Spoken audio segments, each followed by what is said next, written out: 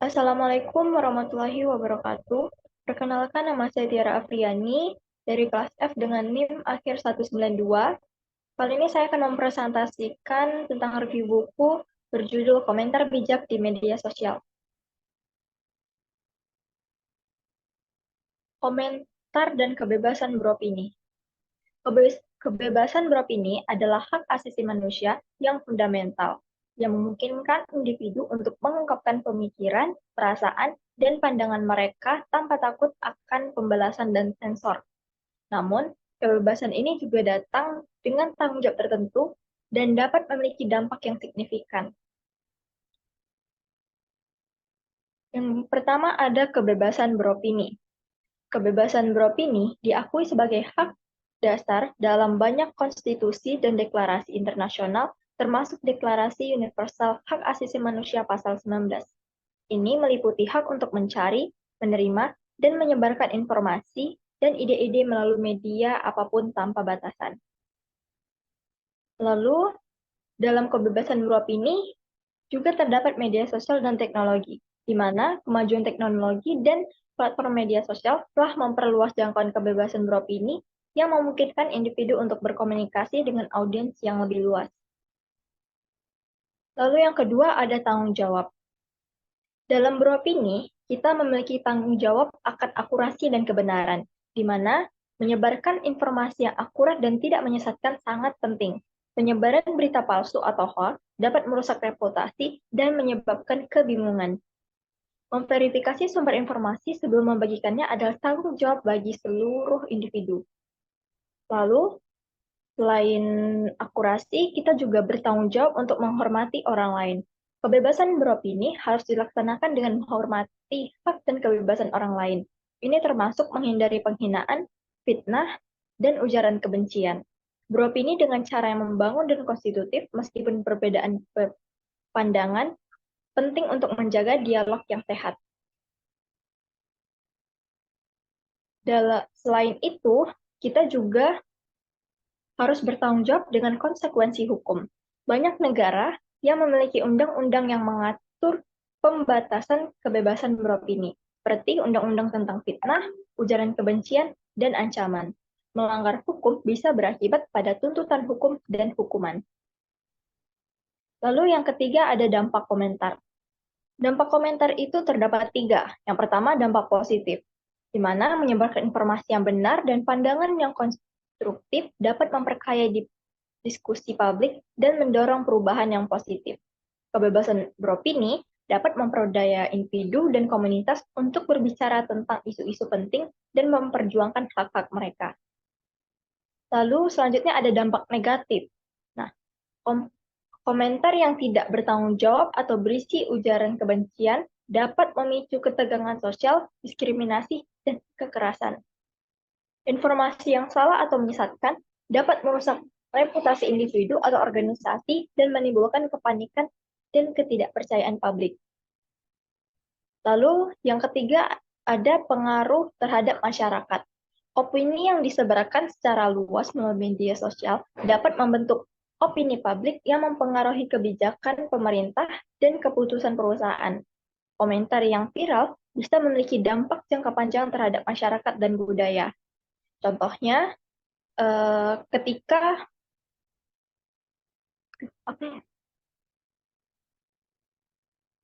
dalam menjalankan kebebasan beropini, penting untuk selalu mempertimbangkan tanggung jawab yang menyertainya dan menyadari dampak yang mungkin ditimbulkan oleh komentar kita.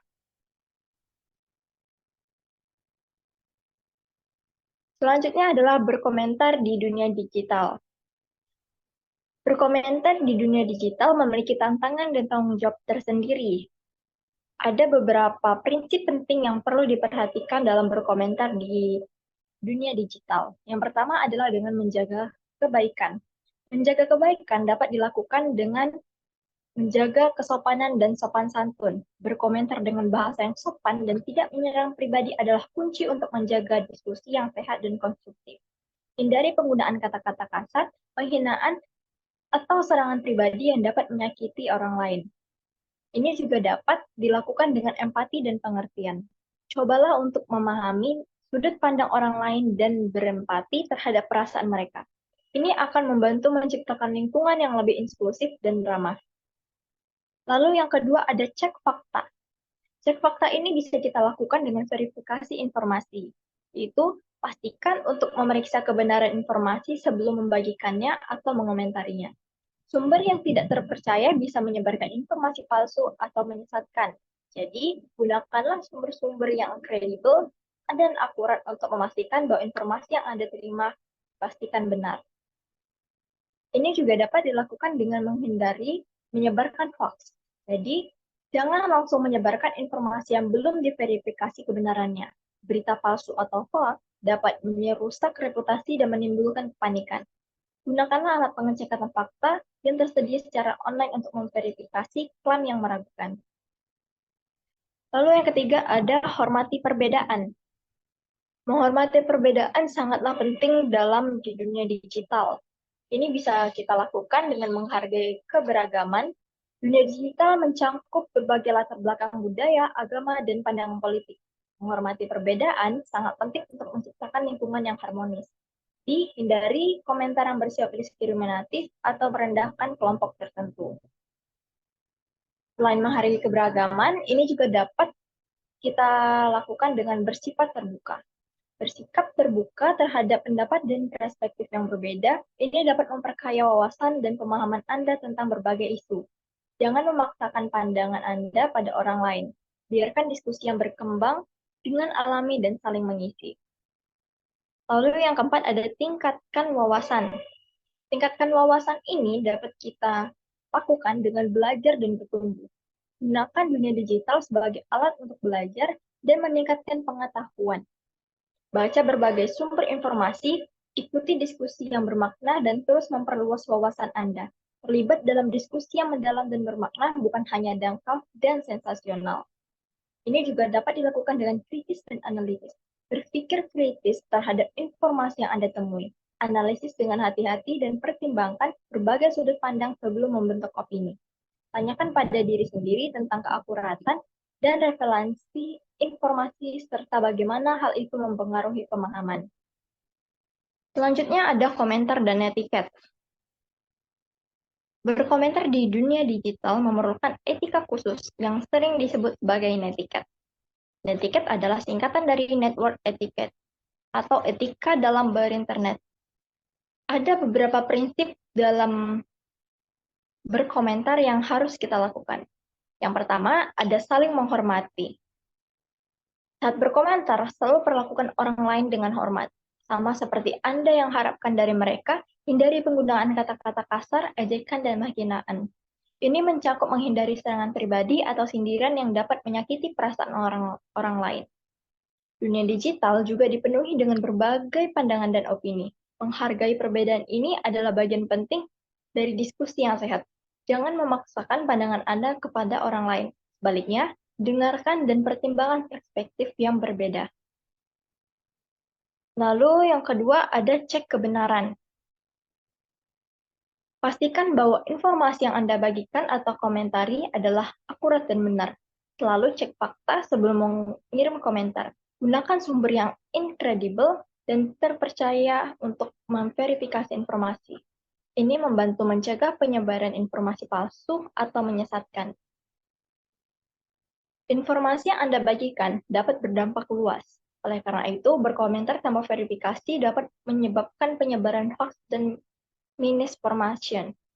Jika Anda menemukan bahwa informasi yang Anda bagikan itu salah, segera klarifikasi dan tarik kembali pernyataan Anda. Lalu yang ketiga ada empati. Memahami perasaan orang lain harus dilakukan. Cobalah untuk selalu mempertimbangkan bagaimana komentar Anda mungkin mempengaruhi perasaan orang lain. Empati dalam berkomentar berarti Anda menunjukkan pengertian dan perhatian terhadap situasi perasaan orang lain. Yang kedua, terdapat menghindari provokasi. Jangan memancing atau memprovokasi orang lain dengan komentar yang bersifat menyinggung atau menyakitkan. Tetaplah tenang dan tidak emosional, terutama dalam diskusi yang memanas. Yang keempat ada konstruktif.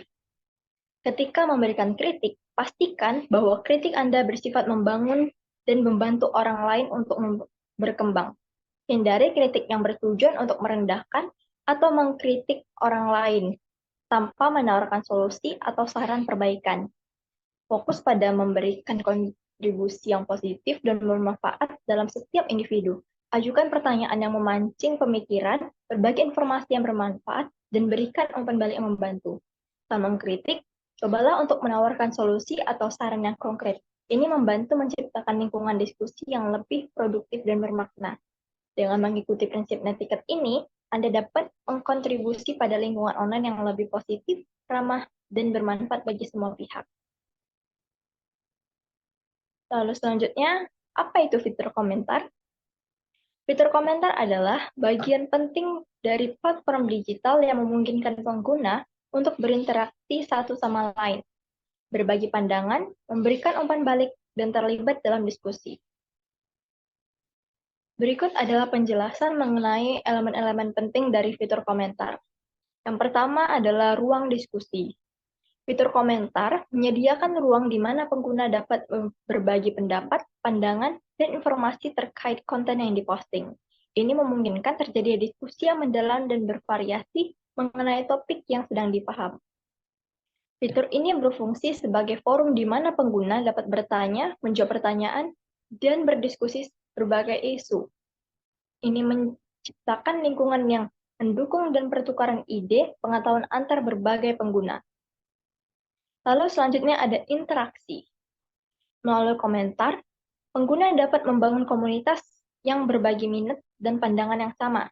Interaksi ini dapat menciptakan rasa kebersamaan dan solidaritas di antara anggota komunitas. Fitur komentar memungkinkan pengguna untuk berinteraksi langsung satu sama lain, baik dengan memberikan tanggapan atau dengan mengajukan pertanyaan. Ini dapat memperkuat hubungan sosial antara jaringan antara pengguna.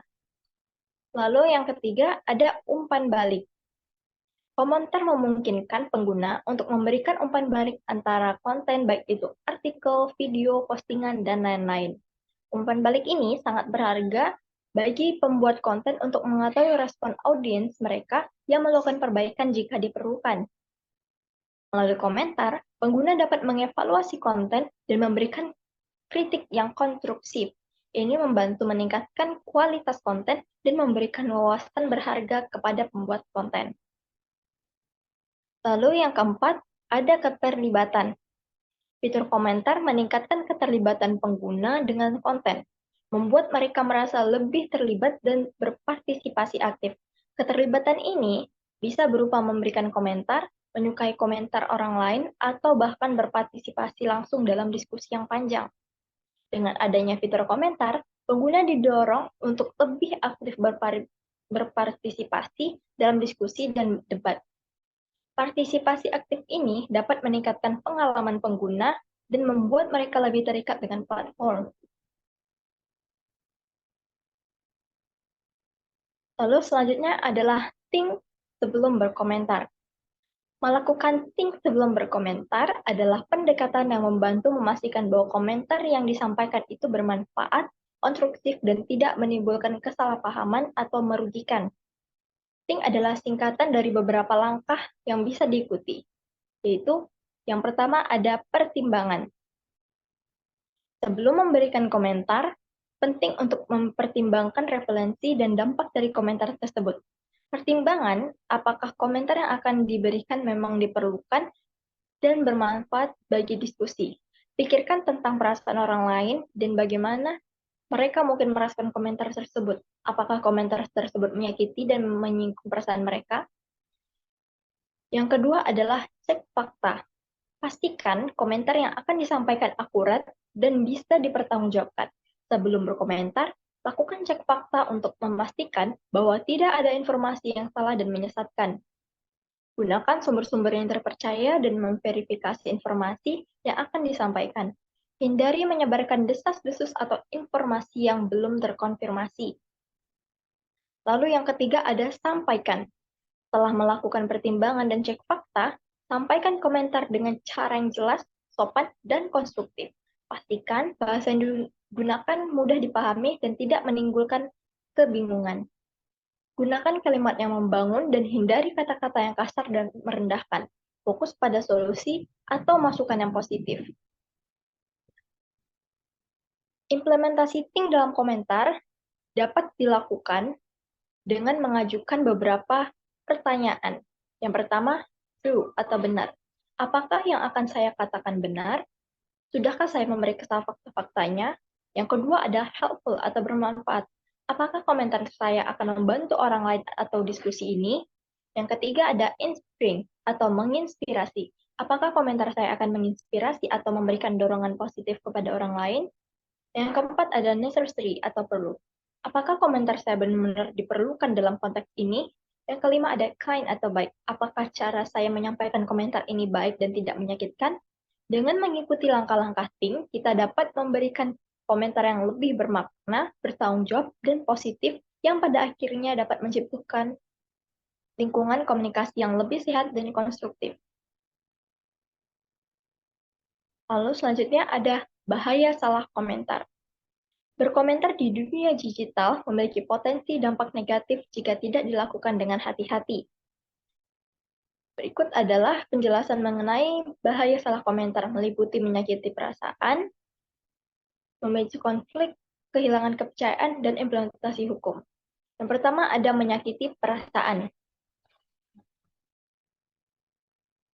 Dalam menyakiti perasaan, ini memiliki dampak emosional. Komentar yang kasar, merendahkan, atau bersifat menghina dapat menyakiti perasaan orang lain. Hal ini bisa menyebabkan stres, kecemasan, atau bahkan depresi bagi individu yang menjadi target. Penggunaan bahasa yang tidak sopan atau menyerang pribadi bisa menimbulkan luka emosional yang mendalam dan mengurangi rasa percaya diri korban. Selain dampak emosional, ini juga memiliki efek psikolog jangka panjang. Orang yang sering menjadi target komentar negatif bisa mengalami dampak psikologi jangka panjang seperti rasa tidak aman, isolasi sosial, dan masalah kesehatan mental lainnya. Hal ini dapat mempengaruhi kualitas hidup dan hubungan sosial individu tersebut. Lalu yang kedua ada memicu konflik. Dalam memicu konflik ada dua hal. Yang pertama adalah ketegangan sosial, yaitu komentar yang provokatif atau menyinggung bisa memicu konflik dan ketegangan antara individu atau kelompok. Ini bisa memperburuk hubungan sosial dan menyebabkan permusuhan. Konflik yang dimulai dari komentar online dapat meluas ke seluruh dunia nyata, mengakibatkan perpecahan dalam komunitas atau kelompok. Selain ketegangan sosial, ini juga berdampak pada diskusi yang tidak sehat. Komentar yang tidak konstruktif atau ofensif bisa mengalihkan fokus dari diskusi yang produktif menjadi debat yang tidak bermakna. Ini dapat menghancurkan atmosfer diskusi yang sehat dan membuat pengguna lain enggan berpartisipasi. Lalu yang ketiga ada kehilangan kepercayaan.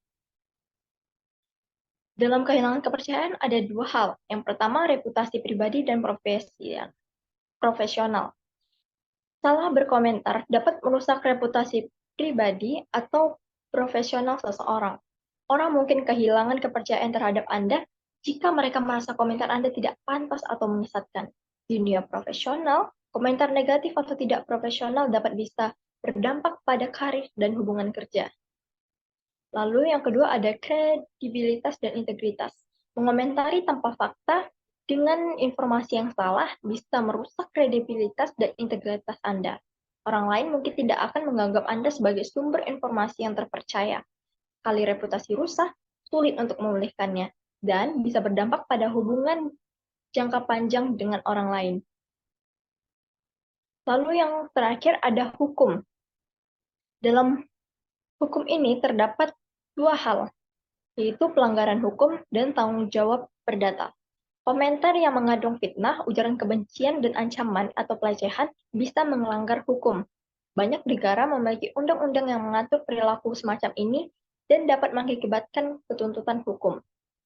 Pengguna bisa dikenali denda, tuntutan pidana, atau hukuman penjara tergantung pada tingkat pelanggaran. Dan dalam tanggung jawab perdata, selain tuntutan pidana, pengguna juga bisa dihadapkan pada tuntutan perdata dari pihak yang merasa dirugikan. Ini bisa termasuk kompensasi finansial atau permintaan maaf publik. Proses hukum ini bisa memakan waktu, biaya, dan menimbulkan stres yang signifikan bagi pihak yang terlibat. Itulah hasil dari presentasi saya. Mohon maaf bila ada kekurangan. Wassalamualaikum warahmatullahi wabarakatuh.